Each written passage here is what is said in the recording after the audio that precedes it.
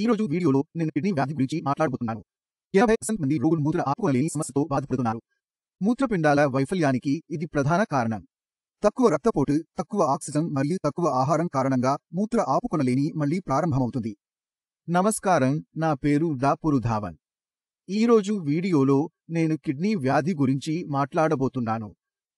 దాదాపు 50% మంది రోగులు మూత్ర విసర్జన చేయడానికి వెనుకాడతారు. మూత్రపిండ వైఫల్యానికి కారణం రోగికి తెలియదు. అందుకే ఈరోజు వీడియోలో కిడ్నీ ఫెయిల్యూర్ కి కారణాన్ని చెప్పడానికి ప్రయత్నిస్తాను. కాబట్టి చాలా సులభమైన కారణంతో ప్రారంభిద్దాం, మరియు అది అధిక రక్తపోటు. అల్ట్రాసౌండ్ నివేదికలో మీ 2 కిడ్నీలు విస్తరించినట్లయితే మూత్రపిండాలు వచ్చే అవకాశం ఉంది. అధిక రక్తపోటుకి ఒక కారణం ఉంది. ఇప్పుడు అధిక రక్తపోటు కారణంగా మూత్రపిండాల వైఫల్యం ఎలా సంభవిస్తుందో అర్థం చేసుకోవడం చాలా కష్టం. నేను మీకు సరళమైన భాషలో వివరించడానికి ప్రయత్నిస్తాను. కాబట్టి మన బీపీ పెరిగినప్పుడు మన బీపీ 90కి 130కి చేరిందనుకుందాం. తక్కువ 90 ఎక్కువ కాదు, 90. కానీ బీపీ పెరిగినప్పుడు అదే బీపీతో కిడ్నీలోకి ప్రవేశిస్తుంది. రక్తం మూత్రపిండాలలోకి ప్రవేశించినప్పుడు అది అనేక చిన్న సిరలుగా విభజించబడాలి. చిన్న మార్గాలు. రక్తం మూత్రనాళంలోకి ప్రవేశించినప్పుడు అది చిన్న సిరలుగా విభజించబడాలి. సరైన మూత్రనాళాన్ని పొందడానికి సిరలు చాలా చిన్నవిగా మారుతాయి. ఇది జుట్టులో 3వ వంతుకు చేరుకుంటుంది. ఇప్పుడు మీరే ఊహించుకోండి, శేఖర్, నీ జుట్టు అందులో 3వ వంతు. కాబట్టి రక్తం చాలా చిన్నగా ఉన్నప్పుడు, సిరలు చాలా చిన్నగా ఉన్నప్పుడు అది మూత్రనాళంలోకి ప్రవేశిస్తుంది. ఇప్పుడు ఈ పాత్ర చాలా చిన్నది, కాబట్టి ఇది సున్నితమైనదని మీరు అనుకుంటే ఏమి జరుగుతుంది? అందులో రంధ్రం ఉంటుందా? ఈ పాత్ర ప్లాస్టిక్తో తయారు చేయబడదు, కాబట్టి దీనికి ఏమీ జరగదు. ఇది మీ శరీరంలోని రక్తనాళాలతో తయారు చేయబడింది. అదే విధంగా మా సిరలు 4వ గోడను తయారు చేస్తాయి. రక్తం మూత్రనాళంలోకి ప్రవేశించినప్పుడు అది గోడకు దారి తీస్తుంది. అది సరియైనదేనా?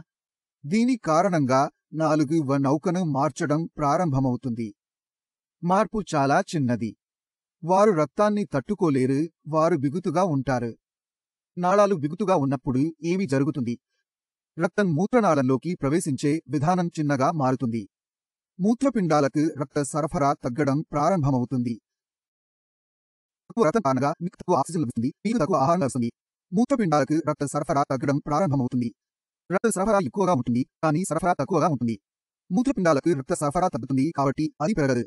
ఇలా జరిగితే మీ బీపీ పెరుగుతుంది, లేదంటే బ్యాలెన్స్ అవ్వదు, ఆపై రక్తం వస్తుంది. మూత్రపిండాలు సమతుల్యంగా ఉండవు. మూత్రనాళం కారణంగా మూత్రపిండాలకు రక్త సరఫరా తగ్గుతుంది. మీరు రక్తాన్ని సరిగ్గా ఫిల్టర్ చేయలేరు. క్రియేటినిన్ మరియు యూరియా మీ రక్తంలోకి ప్రవేశించడం ప్రారంభిస్తాయి. మూత్రనాళం కూడా కాలిపోవడం ప్రారంభమవుతుంది. కాబట్టి కిడ్నీ ఫెయిల్యూర్కి ఇదే అతి పెద్ద కారణం. మూత్రనాళాల వైఫల్యానికి 2వ అతిపెద్ద కారణం ఇన్ఫెక్షన్. ఇప్పుడు పురుషుల మూత్రనాళం పురుషులు మరియు స్త్రీలలో జరుగుతుంది. కానీ స్త్రీలలో ఇది ఎక్కువగా కనిపిస్తుంది. ఎందుకంటే స్త్రీల మూత్రనాళంలో ఇన్ఫెక్షన్ వచ్చే అవకాశాలు ఉన్నాయి. ఇన్ఫెక్షన్ మీ మూత్రనాళం నుండి కిడ్నీకి చేరితే అది ఇన్ఫెక్షన్కు కారణమవుతుంది. ఇన్ఫెక్షన్ కలిగిస్తుంది. కానీ మేము అల్ట్రాసౌండ్ను చూసినప్పుడు మేము ఒక కిడ్నీ సాధారణమైనదిగా చూస్తాము. కానీ మనకు కిడ్నీ చాలా చిన్నదిగా కనిపిస్తుంది. కాబట్టి మీ మూత్రనాళంలో ఒక మూత్రపిండం సాధారణమైనది మరియు ఒకటి విరిగిపోయినట్లు మీరు గమనించినట్లయితే అప్పుడు ఉన్నాయి. మీకు యూరినరీ ఇన్ఫెక్షన్ ఉండవచ్చు. ఆ ఇన్ఫెక్షన్ కిడ్నీలోకి చేరి కిడ్నీలు పాడైపోతాయి. మరియు మనకు మూత్రనాళంలో ఇన్ఫెక్షన్ వచ్చినప్పుడు లక్షణాలు మలేరియా లాగా ఉంటాయి. మీకు జ్వరం ఉండవచ్చు, కానీ మీకు తక్కువ జ్వరం మరియు జలుబు ఉండవచ్చు. కాబట్టి మీకు గతంలో జ్వరం మరియు జలుబు ఉందా లేదా మీరు ఏదైనా మూత్రం తీసుకున్నారా అని ఆలోచించడానికి ప్రయత్నించండి. కాబట్టి మూత్రపిండాల వైఫల్యానికి ఇది కారణం. కాబట్టి మీరు 2 సందర్భాల్లో అర్థం చేసుకున్నారు. 2 సందర్భాల్లో బీపీ మరియు ఇన్ఫెక్షన్ మూత్రాన్ని తగ్గిస్తుంది. కానీ బీపీలో రక్తపోటు పెరిగితే అది కిడ్నీలోకి వెళుతుంది. కాబట్టి మూత్రపిండాలు తగ్గిపోతున్నాయి. కానీ ఇన్ఫెక్షన్ ఉంటే అది ఒక కిడ్నీని మాత్రమే దెబ్బతీస్తుంది. కాబట్టి అక్కడ మనకు కనిపించేది ఒక కిడ్నీ పోయింది. కాబట్టి కిడ్నీ కుంచుకుపోవడానికి ఈ 2 కారణాలు. ఇప్పుడు ప్రశ్న తలెత్తుతుంది, దీని గురించి మనం ఏమి చేయవచ్చు? కాబట్టి అర్థం చేసుకోవలసిన మొదటి విషయం ఏమిటంటే భవిష్యత్తులో మూత్రపిండాల సంకోచాన్ని నివారించవచ్చు. బీపీ ఎక్కువైతే మందు వేసుకున్నా చేయొద్దు. మీ కిడ్నీలు పనిచేయడం మానేస్తాయి. ఔషధం తీసుకునే ముందు మీరు ప్రతిరోజు మీ బీపీని తనిఖీ చేయాలి. అప్పుడు మీ బీపీ ఉందో లేదో నిర్ణయించుకోవచ్చు.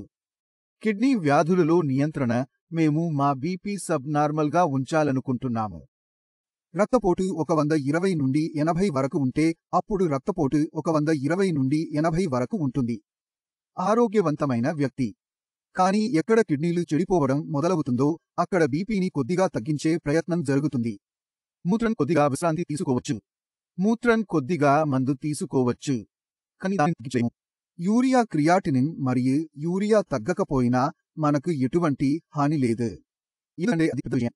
బీపీ వల్ల కిడ్నీలకు ఎలాంటి నష్టం వాటిల్లదు. మీ క్రియాటినిన్ స్థాయి 4 అయితే మీరు వెళ్లి మీ బీపీని 4కి నియంత్రించండి. మీ క్రియాటినిన్ ఆపండి. ఇది 4 నుండి 5 వరకు ఉండకూడదు. బీపీ వల్ల ఎలాంటి నష్టం ఉండదు. కాబట్టి మీరు అర్థం చేసుకోవాలి. ఆ తర్వాత రోజుకు 3 సార్లు బీపీని కంట్రోల్ చేసుకోవాలి. అప్పుడు మీరు నిర్ణయించుకోవచ్చు. బీపీ లేదా అక్కడ సమస్య ఉంది. మార్కెట్లో బీపీని నియంత్రించడానికి చాలా మార్గాలు ఉన్నాయి. మీరు ఏదైనా మందు వేసుకోండి. మీరు మీ రక్తపోటును ఏ విధంగానైనా నియంత్రించాలి. దాన్ని పోగొట్టుకుంటే కిడ్నీలో వాపు వస్తుంది. అప్పుడు కిడ్నీలు ఉబ్బుతాయి. నేను గాయపడ్డాను. ఇప్పుడు సంక్రమణకు వెళ్దాం. గతంలో ఇన్ఫెక్షన్లు ఎక్కువగా ఉండేవి. అది ఇప్పుడు జరగకూడదు. మీ రిపోర్టులలో ఇంకా ఇన్ఫెక్షన్ ఉంటే మీకు మళ్లీ జ్వరం వస్తుంది. మీరు తీసుకుంటున్నారు మళ్లీ. అప్పుడు మీరు యాంటీబయాటిక్స్ కోర్సును పూర్తి చేస్తారు. మీరు ప్రతి వారం పొందుతారు. మూత్రం పరీక్షించబడింది. అప్పుడు మీ మూత్రంలో ఇన్ఫెక్షన్ లేదని నిర్ణయించుకోండి. ఎందుకంటే ఇన్ఫెక్షన్ కిడ్నీకి చేరిన తర్వాత దాన్ని తొలగించడం చాలా కష్టం. ఇది అలాగే ఉంటుంది. మళ్లీ. ముఖ్యంగా మధుమేహ వ్యాధిగ్రస్తులలో మీ రక్తంలో చక్కెర స్థాయి ఎక్కువగా ఉంటే ఇన్ఫెక్షన్ మళ్లీ వస్తుంది. అప్పుడు డాక్టర్ మీకు కొన్నిసార్లు చెబుతారు, గాయపడిన కిడ్నీని వదిలివేయండి. కాబట్టి సంక్రమణను అంతం చేయడానికి ఇది మంచి మార్గం. కాబట్టి మీరు ఒక అడుగు వేయాలి. మీరు మీ జీవితంలో ఒక నిర్ణయం తీసుకోవాలి. కానీ కొన్నిసార్లు ఇది అవసరం. ఇతర మూత్రపిండాలను రక్షించండి. కాబట్టి మీరు ఈ విషయాలను అర్థం చేసుకోవాలి. మీకు ఏవైనా సందేహాలు ఉంటే నన్ను అడగండి. నా స్నేహితుడిని అడగండి. మీరు కూడా రావచ్చు. ధన్యవాదాలు. దీంతో సెలవు తీసుకుంటాను.